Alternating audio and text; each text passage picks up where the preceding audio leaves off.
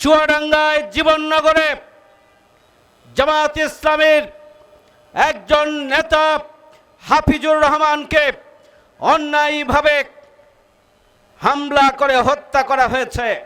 তার ভাই, আপন ভাই মৃত্যুশয্যায় রয়েছে। এটি বিএনপির মাধ্যমে এই হত্যাকাণ্ড সংঘটিত হয়েছে। নির্বাচনের আগে শেরপুরে মাওলানা রেজাউল করিমের উপরে হামলা করে তাকেও বিএনপি হত্যা করেছে। পাঞ্জাবের জগতে একটি বিশ্বস্ত নাম শাবাব এথনিক ওয়্যার।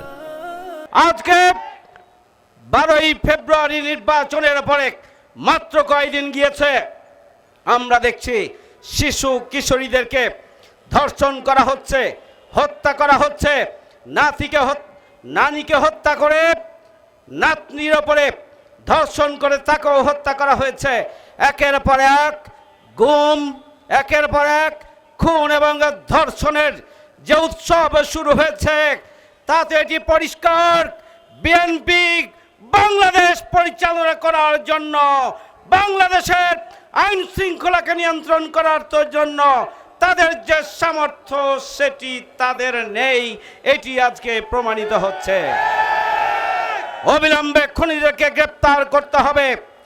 অবিলম্বে যারা খুন করেছে তাদেরকে বিচারের আওতায় আনতে হবে এবং গোটা বাংলাদেশকে নিরাপদ, বসবাসযোগ্য, মানবিক বাংলাদেশে পরিণত করার জন্য সরকারকে এগিয়ে আসতে হবে। আর না হলে গঠনমূলক বিরোধী দল হিসাবে বাংলাদেশ জামাত ইসলামী শুধুমাত্র সংসদে নয়, সংসদের বাইরেও আন্দোলন সংগ্রাম করে সরকারের সকল অন্যায় অবিচারের বিরুদ্ধে রুখে দাঁড়াবে প্রয়োজন হলে।